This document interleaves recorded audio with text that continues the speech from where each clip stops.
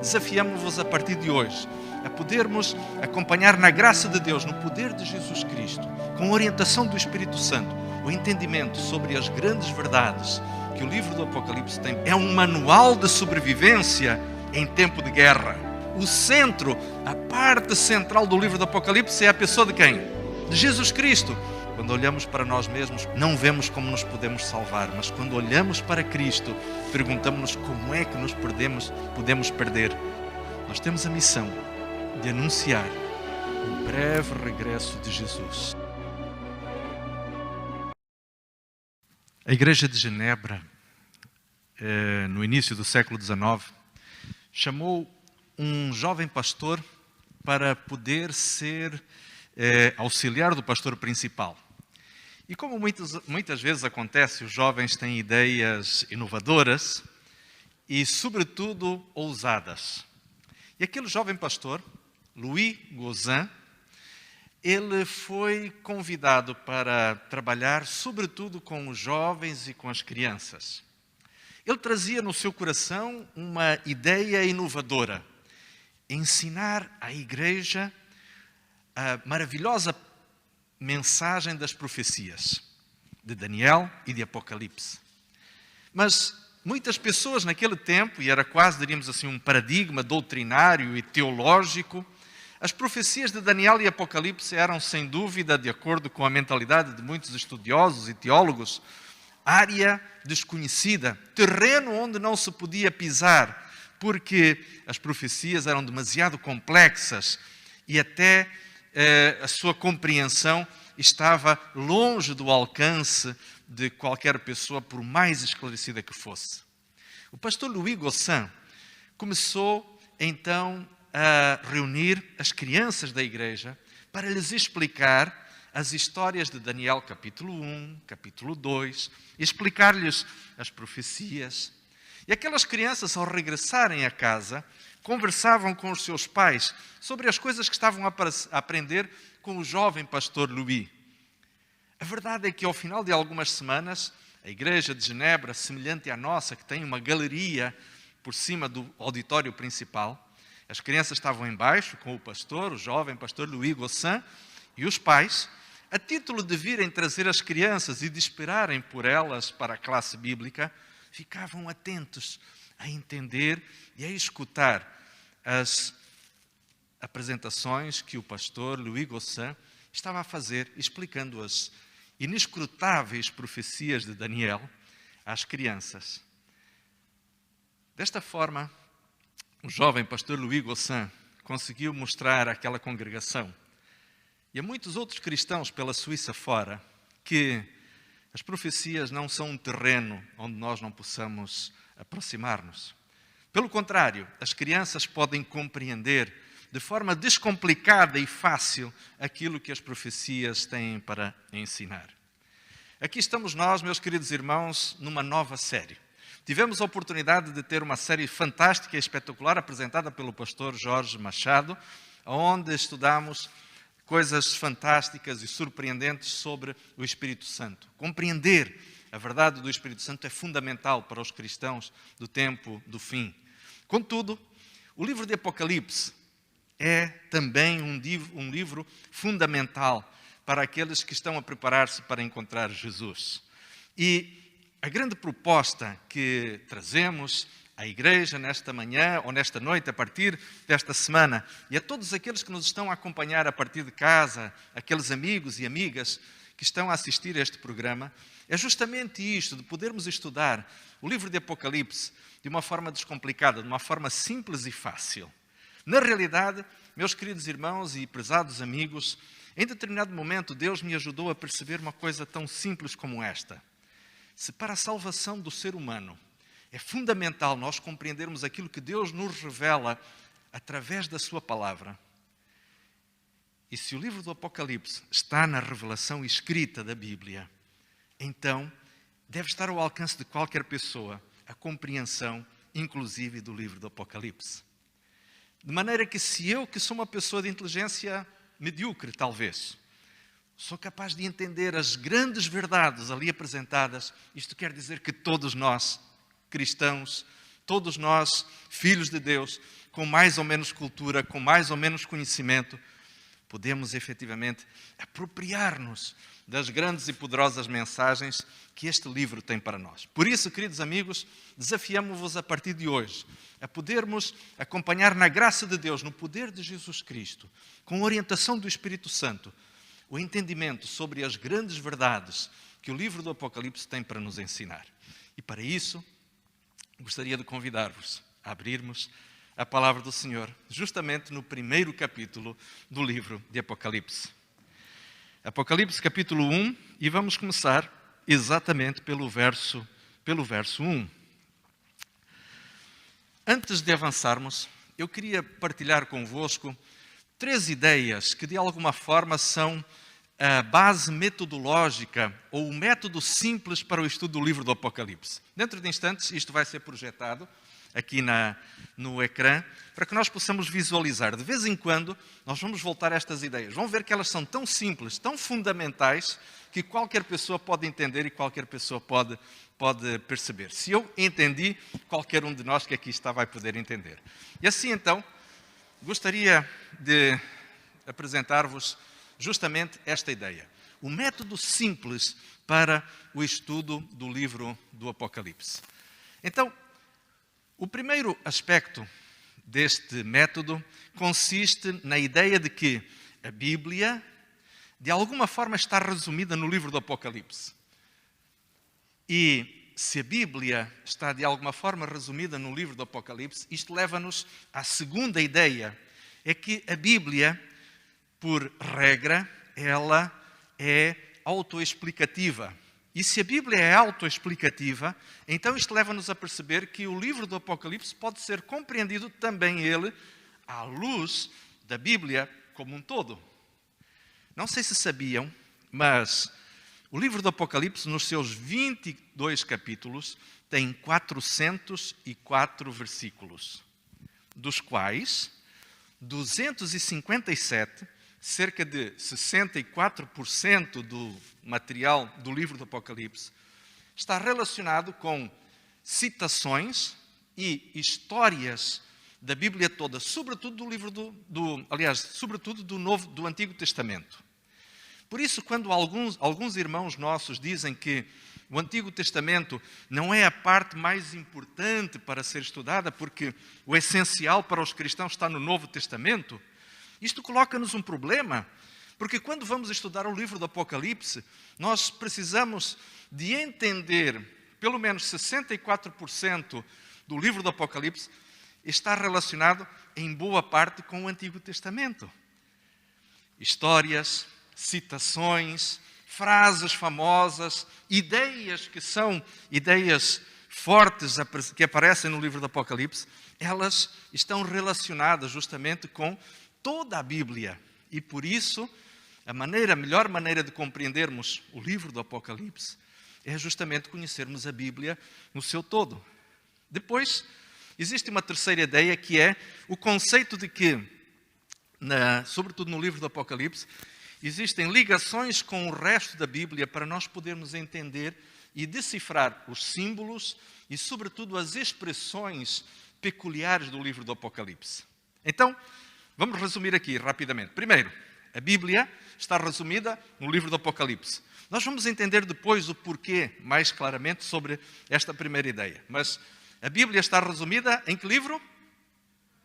No livro do Apocalipse. Segunda ideia, a Bíblia ela é autoexplicativa. E para entendermos o livro do Apocalipse, nós precisamos entender ou conhecer toda a Escritura, toda a Bíblia.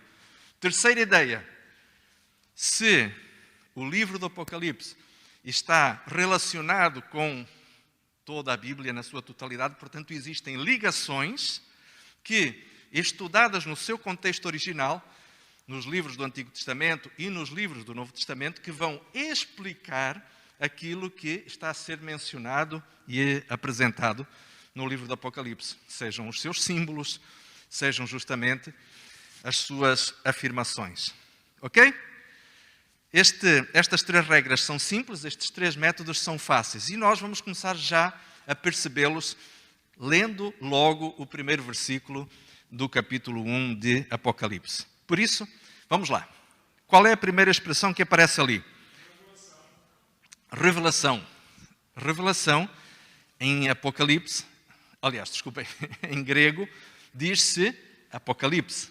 É interessante que muitos cristãos acreditam que Apocalipse quer dizer mistério, ou profecias, ou final do mundo. Muitas pessoas imaginam isso, mesmo pessoas com alguma cultura bíblica, mas a palavra Apocalipse quer literalmente dizer revelação. Depois, o texto continua dizendo, revelação de quem? De Jesus Cristo. Ou seja, o centro, a parte central do livro do Apocalipse é a pessoa de quem? De Jesus Cristo. No livro do Apocalipse, quem está a ser revelado é justamente Jesus Cristo. E há aqui uma coisa muito interessante, sabem? Eu tenho estado a estudar a Bíblia com algumas pessoas ao longo de vários meses. E, por vezes, algumas destas pessoas, cristãos ou pessoas que amam sinceramente a Deus, eles dizem, vocês cristãos adventistas às vezes parece que têm uma visão não centrada em Jesus Cristo. Parece que vocês não são muito cristocêntricos. Vocês dão muita importância ao sábado, às leis, ao Antigo Testamento. Mas a verdade e a realidade é esta, é que, de fato, aquilo que é fundamental na visão dos cristãos que vivem no momento final da história da Terra é efetivamente a centralidade na pessoa de Jesus Cristo, mas sobretudo a centralidade no nosso grande amigo que, tendo morrido há 2000 anos atrás na cruz do Calvário, agora está prestes a voltar. E isto é algo fantástico, isto é algo que nos deve realmente entusiasmar e trazer ao coração profunda alegria. E esta é exatamente a ideia que aparece no livro do Apocalipse. Por isso é a revelação de Jesus Cristo. Jesus Cristo é apresentado como Salvador que está prestes a regressar. É em Jesus Cristo que nós temos a esperança de que os problemas desta vida vão terminar. As dificuldades e as lutas deste mundo vão ter o seu final. O texto continua dizendo, a revelação de Jesus Cristo, a qual Deus lhe deu para mostrar aos seus servos as coisas que em breve devem acontecer. E pelo seu anjo as enviou e as notificou a João, seu servo. Depois o verso 2 vai dizer, o qual testificou da palavra de Deus e do testemunho de Jesus Cristo e de tudo o que tem visto. E depois agora no verso 3 encontramos a primeira de uma série de 7 bem-aventuranças. Estas bem-aventuranças do livro do Apocalipse são interessantemente 7. Nós no livro do Apocalipse vamos encontrar uma série bastante longa de números 7. 7 bem-aventuranças, 7 selos, 7 igrejas, 7 anjos e por aí diante. Nós vamos encontrar o número 7 muitas vezes repetido. E o número 7, no livro do Apocalipse, significa exatamente a mesma coisa que representa na Bíblia na sua totalidade. Deixem-me perguntar-vos uma coisa. Recorrendo, e já começamos aqui justamente a usar esta ideia da ligação. Qual é o número na Bíblia que representaria o ser humano? O número 6. Por quê? O número da imperfeição? Será? Porque o número 6 é o número do ser humano. Exatamente, porque o homem foi criado no 6º dia. E o número de Deus, qual é? É o 7. Por quê? Porque é o número da completude, é o número portanto, do acabado, do completo. Nós dizemos o número da perfeição, mas tem que ver justamente com a ideia de algo completo. E muitas vezes nós vamos encontrar este número atribuído justamente a Deus. Não necessariamente porque Deus seja, em termos numéricos, o número 7. Nós vamos ver isto já dentro de instantes, mas porque representa justamente a perfeição, a completude, a plenitude divina. Depois, então, vamos ver justamente estas bem-aventuranças numa outra ocasião e vamos perceber que elas estão distribuídas de uma forma muito interessante ao longo do livro do Apocalipse E mais ainda, percebemos que elas têm uma correlação umas com as outras, que é também muito interessante e da qual podemos tirar algumas lições muito construtivas para a nossa própria espiritualidade. Vamos então ver ainda o verso 13. E diz assim: aquele que lê e os que ouvem a palavra desta profecia e guardam as coisas que nela estão escritas, porque o tempo está próximo. E aqui, meus queridos irmãos, neste verso 3, nós encontramos uma informação importantíssima. Muitas pessoas acreditam que o livro do Apocalipse é um livro apenas de profecias que prognosticam ou que anunciam coisas que vão acontecer no futuro. Mas se nós olharmos com atenção para este verso 3, para esta bem-aventurança, para esta proclamação de uma bênção, nós vamos perceber aqui que o livro do Apocalipse é mais do que isso. O livro do Apocalipse é um livro que, ao ser lido, ou seja, ao ser analisado, ao ser estudado, ao ser ouvido, ou seja, ao a pessoa prestar atenção àquilo que efetivamente a palavra de Deus e este livro em particular apresentam, esta profecia, ela pode ser uma bênção para aqueles que aguardam, para aqueles que lhe obedecem. Por quê? Porque ela traz coisas, ela tem coisas escritas que servem para a nossa própria orientação espiritual. E isto leva-nos a perceber que o livro do Apocalipse não é apenas um livro de profecia, é um manual de sobrevivência em tempo de guerra, em tempo de pandemia, em tempo de crise, em tempo de trevas espirituais. E meus queridos irmãos e amigos, dentro de pouquíssimas semanas nós vamos começar a perceber, quando formos avançando um pouquinho mais na leitura dos capítulos do livro do Apocalipse, como nós vamos encontrar conceitos éticos, como nós vamos encontrar conselhos práticos, dicas de como é que nós, no contexto que estamos a viver, podemos nos comportar e nos conduzir. E a gente vai dizer, mas como é que toda esta sabedoria, há cerca de 2000 anos atrás, foi colocada aqui? Pois, é porque o autor deste livro não é João. O autor intelectual deste livro é alguém que sabe o princípio até o seu final. É o Alfa e o Ômega. Mas vamos continuar vendo ainda mais um pouquinho. Verso 4. Agora começa a dedicatória. Ou seja, João diz, este livro está dirigido a quem? E ele começa então por apresentar. João, às 7 igrejas que estão na Ásia. Graça e paz seja convosco da parte de 3 pessoas. A primeira delas é apresentada aqui. Daquele que era, daquele que é, daquele que era e daquele que há de vir. Ou seja, estamos a falar aqui de alguém que sempre existiu. Aquele que é no presente, que era no início e que continuará a ser no futuro. Interessante isto. Nós não somos gregos, eu também não sou, mas se nós lêssemos na língua grega, íamos perceber uma coisa muito interessante. Esta expressão aqui, referindo-se ao verbo ser no passado, tem que ver com o ser que não tem uma origem, mas sim que era para todo sempre, ou que sempre existiu. É muito interessante esta ideia. Mas, quando nós encontramos isto aqui, nós percebemos que esta referência está direcionada mais especificamente a que pessoa da divindade?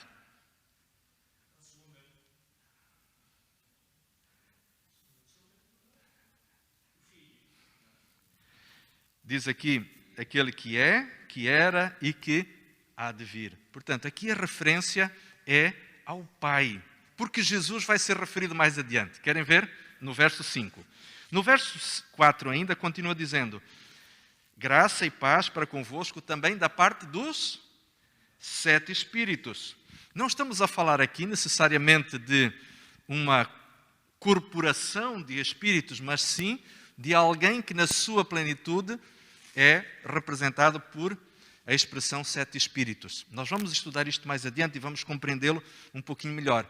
Mas o número 7, estando atribuído a Deus, estando atribuído justamente à divindade, portanto, esta referência aqui é quem? A pessoa do Espírito? Do Espírito Santo, 7 Espíritos. Ok? E agora então vejam Os 7 espíritos que estão diante do trono. Quando nós chegarmos ao capítulo 4, vamos entender um pouquinho melhor esta situação. Depois, no verso 5, continua dizendo: e também da parte de Jesus Cristo, que é quem? A fiel testemunha, o primogênito dos mortos, o príncipe dos reis da terra. Muito bem, vamos fazer aqui algumas conexões. Onde é que nós encontramos, na Bíblia, Jesus mandando batizar em nome do Pai, do Filho e do Espírito Santo? Onde é que isso está? Mateus, capítulo 20 e 28, no finalzinho do capítulo do livro do Apocalipse, do livro de Mateus, do Evangelho de Mateus. Jesus disse: batizai em nome do Pai, do Filho e do Espírito Santo. Portanto, aqui nós vamos encontrar justamente esta mensagem que é dirigida às 7 igrejas, ser endereçada justamente por meio de quem? Ou sendo o remetente quem? O próprio Pai, o Filho e o Espírito Santo. Ou, na ordem que aparece aqui, o Pai, o Espírito Santo e o Filho. Mas reparem aqui uma coisa interessante também que aparece aqui. Nós vamos começar agora aqui a fazer algumas ligações. Jesus é referido como a fiel testemunha. O que é que isto quer dizer? Vamos então recorrer ao que a Bíblia tem a mostrar-nos a respeito justamente do que significa ser fiel testemunha. Vamos abrir em Hebreus. Estamos bem familiarizados com o livro de Hebreus, porque estamos a estudar a escola sabatina. Estamos a estudar na escola sabatina o livro de Hebreus. E então, no capítulo 1, no verso 1, diz... Hebreus, capítulo 1, verso 1, diz assim: e havendo Deus antigamente falado de muitas maneiras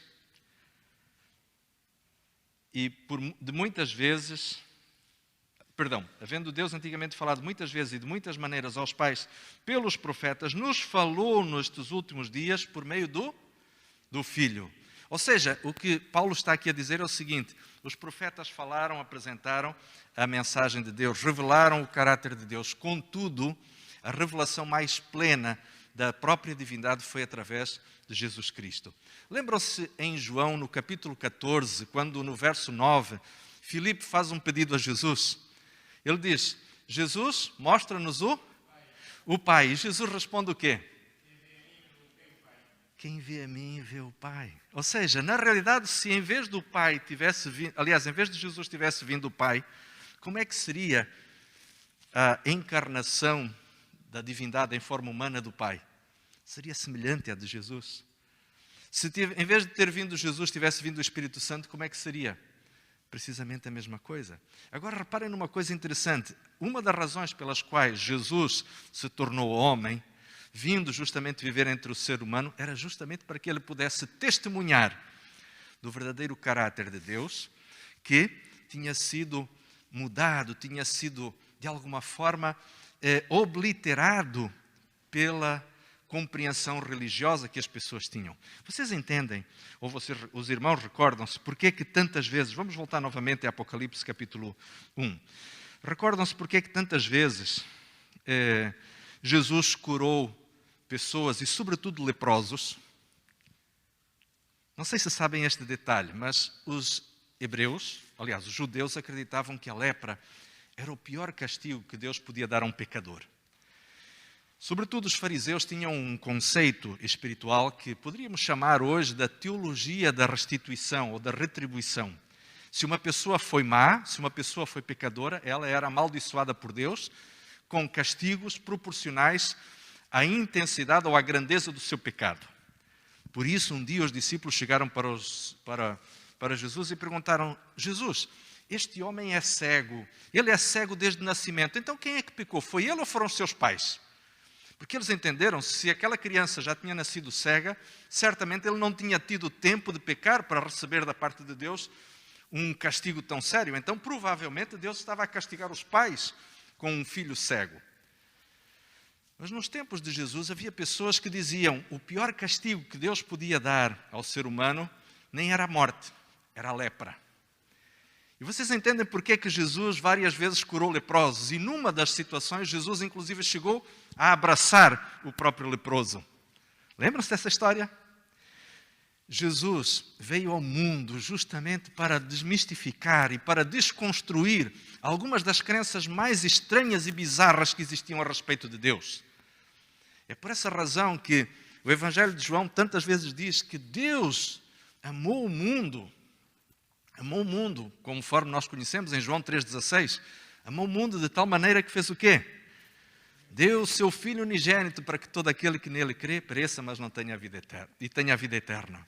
Ou seja, na realidade, aquilo que Jesus veio a este mundo fazer, veio ser a testemunha mais fiel que poderia existir para mostrar quem é verdadeiramente o Pai. Por isso é que no livro do Apocalipse, Jesus é chamado a testemunha, a fiel testemunha. Entendem como, quando nós começamos a ligar com outros textos da Bíblia, as coisas ficam realmente mais claras e, sobretudo, mais esclarecidas? Vamos ver ainda um outro texto. Vamos avançar um pouquinho mais e vemos aqui. Portanto, Jesus é chamado também o primogênito dos mortos. Vamos a 1 Coríntios, capítulo 15. 1 Coríntios, capítulo 15, e nós vamos ler ali alguns versículos. Vamos começar, por exemplo, com o verso 14. Diz assim, 1 Coríntios, capítulo 15, verso 14. Se Cristo não ressuscitou, logo a nossa pregação também é vã, e é vã a vossa fé. Ou seja, sem a ressurreição de Cristo, sem a efetividade da ressurreição de Cristo, o cristianismo não existe, não tem razão para existir. Querem ver ainda um outro verso? Vamos ver o verso 17. E se Cristo não ressuscitou, é vã a vossa fé, e ainda permaneceis nos vossos pecados. Verso 20. Mas agora Cristo ressuscitou dos mortos, e foi feito as primícias dos que dormem. Verso 22. Porque assim como todos morrem em Adão, assim também todos serão vivificados em Cristo. Esta é a razão pela qual Jesus Cristo nos é apresentado aqui como as primícias dos mortos. Não é porque Jesus foi o primeiro a ser ressuscitado, mas porque Jesus é aquele que, tendo ressuscitado, é a garantia de que todos os que morreram em Cristo haverão de ressuscitar. João capítulo 11, verso 25. Quem crer em mim, ainda que esteja morto, viverá. Por essa razão, Jesus é chamado justamente as primícias dos que dormem. Mas ainda existe um outro elemento que é apresentado aqui a respeito de Jesus. Ele é apresentado como sendo o príncipe dos reis da terra. Ora, o que será que quer dizer príncipe dos reis da terra? Príncipe, normalmente nós pensamos que é inferior ao rei, não é? Só que a expressão que é usada aqui, ela quer dizer, na verdade, que Jesus é o principal governante do mundo que está acima, inclusive, dos próprios reis da terra. Portanto, ele é muito superior a toda a regência do nosso planeta. Vocês lembram-se que no finalzinho do Evangelho de Mateus, lá no capítulo 28, um dia Jesus dizendo aos seus discípulos aquelas últimas palavras, quando ele disse batizando-os em nome do Pai, do Filho e do Espírito Santo, ele começa essa afirmação aos seus discípulos dizendo o quê? É-me dado todo o poder aonde? Nos céus e na terra. Por essa razão, Jesus é efetivamente aquele que tem toda a autoridade. E agora a gente pergunta, ok, muito bem, o que é que estes três elementos têm de importante? Bom, se você e eu pensarmos bem, Jesus apresentando-nos, sendo-nos apresentado como a fiel testemunha, quando eu, nos meus pecados, penso que existe um Deus que é tão misericordioso quanto o Filho que veio à Terra, eu preciso ter medo de me apresentar diante deste Deus? Quando eu penso que, mesmo podendo ficar doente e morrer, se eu confiar em Jesus, quando Ele regressar, Ele me restaurará a vida para que eu possa viver eternamente com todos os salvos. Isto é algo poderoso. Quando eu penso que, quando os governantes estão descontrolados, estão sem razão e com as suas mentes perturbadas, engalfinhando-se em guerras sem sentido, incapazes de governar os seus países ou de controlar as massas em fúria, eu sei que existe sobre todos os governantes da terra alguém que tem muito mais autoridade do que o chefe da nação mais poderosa deste mundo, que é o Senhor Jesus Cristo, que é o Rei dos Reis, o Príncipe dos Reis. Meus queridos irmãos e amigos, isto pode nos trazer conforto. Podem parecer apenas a apresentação de títulos, mas que fazem um sentido completamente diferente. Mas o texto continua ainda dizendo: e aquele que nos ama, aquele que no seu sangue nos lavou dos nossos pecados. Amém? Aquele que nos perdoa, aquele que nos purifica e que, apesar das nossas impiedades, apesar das nossas falhas e dos nossos erros, Jesus, Ele nos ama e está disposto a lavar-nos no seu sangue. Eu não sei quantos de vocês já passaram por situações onde sentimos-nos abatidos pela nossa incapacidade, pela nossa pecaminosidade, pela nossa impossibilidade de sermos vistos aos olhos de Deus como justos. É algo frustrante, é algo terrível nós percebermos a nossa incapacidade de sermos justos aos olhos de Deus. Mas quando nós pensamos que existe alguém que está disposto a lavar-nos pelo seu sangue, a purificar os nossos pecados e a perdoar as nossas faltas, através do sacrifício amoroso e bondoso que fez na cruz do Calvário, isto traz-nos um novo ânimo. Quando olhamos para nós mesmos, como dizia Martinho Lutero, não vemos como nos podemos salvar, mas quando olhamos para Cristo, perguntamos-nos como é que nos podemos perder, porque a salvação em Cristo Jesus é algo fantástico. Vamos para a parte final da meditação desta noite, no verso 6. Diz: e este Jesus nos fez o quê? Reis e sacerdotes. Vamos dar uma olhada num texto que é bem conhecido, 1 Pedro capítulo 2, verso 8. 1 Pedro capítulo 2, verso 9, perdão. 1 Pedro capítulo 2, verso 9, e diz ali o apóstolo Pedro: mas vós sois geração eleita, sacerdócio real, nação santa, povo adquirido, para que anuncieis as virtudes daquele que vos chamou das trevas para a sua maravilhosa luz. Pedro diz que nós fomos chamados para quê?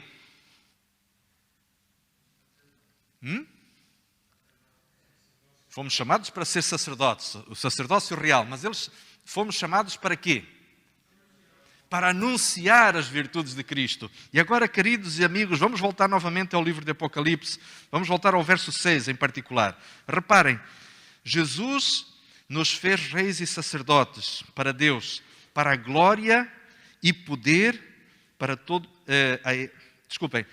Deus e seu Pai. A Ele glória e poder para sempre. Amém. Ou seja, na realidade, Jesus, Ele nos chama para nós exercermos a função sacerdotal neste mundo. E qual é a função do sacerdote? A função do sacerdote é representar Deus diante do povo e representar o povo diante de Deus. Quando nós mais adiante formos estudar um pouquinho do santuário, do ritual do santuário, que aparece no Antigo Testamento, mas que nos ajuda a entender as descrições do santuário no livro do Apocalipse, vamos perceber alguns outros detalhes muito interessantes. Contudo, deixem-me avançar um pouquinho para o verso 7. E o verso 7, nós não podemos esquecer que ele está relacionado com o contexto imediatamente anterior. Eis que vem com as nuvens, e todo o olho verá, e até os que trespassaram o verão, e todas as tribos da terra se lamentarão sobre ele. E por que as tribos da terra se lamentarão, meus amigos? Por que as tribos da terra se lamentarão ao verem Jesus voltar? Porque haverá muitas e muitas pessoas que pelas suas escolhas não estarão preparadas para receber Jesus. Se para uns a vinda de Jesus será um motivo de grande alegria, para outros a vinda de Jesus será um motivo de profunda tristeza. Será um motivo de angústia, de desespero.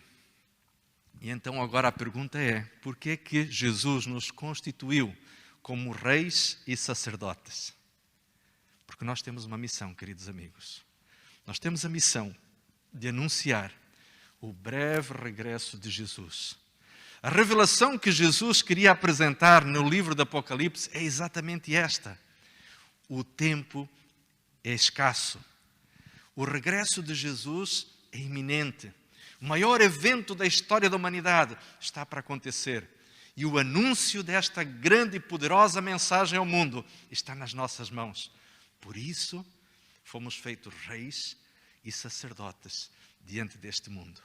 Queridos irmãos e amigos, esta mensagem é poderosa. Esta mensagem é simplesmente transformadora. E quando nós começamos a perceber que Jesus, efetivamente, a fiel testemunha, a primícia dos mortos, o príncipe dos reis da terra, aquele que nos amou e que nos purificou através do seu sangue, mas que também através do seu sangue ele nos transformou, apesar da nossa pecaminosidade, em representantes seus ao mundo que necessita conhecer a respeito da breve vinda de Cristo.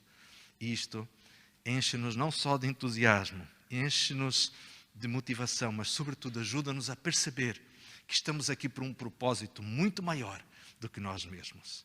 Por isso, queridos irmãos e amigos, que Deus abençoe cada um de vós. Nesta semana, que cada um de nós esteja disponível para sermos de fato estes sacerdotes, onde estivermos, por onde andarmos, termos a consciência de que Deus nos chama para sermos uma bênção ao mundo, para sermos uma inspiração a todos aqueles com quem estivermos em contato, porque Jesus está para voltar e é a nossa responsabilidade falar a todos a respeito deste grande evento que é a essência, que é o ponto final da história desta terra. Na próxima semana, nós vamos continuar o nosso estudo sobre o livro do Apocalipse e vamos entrar em contato com uma visão impressionante que é capaz de transformar a nossa noção, a nossa própria compreensão da realidade de tudo aquilo que está a acontecer. Podemos viver em guerra, podemos viver no meio de uma pandemia, podemos viver no meio de uma crise financeira ou podemos estar a passar por uma crise pessoal. Mas a visão que o Senhor tem para nós poderá efetivamente ser transformada. Que Deus abençoe a cada um de nós, que Ele nos fortaleça. É a minha oração.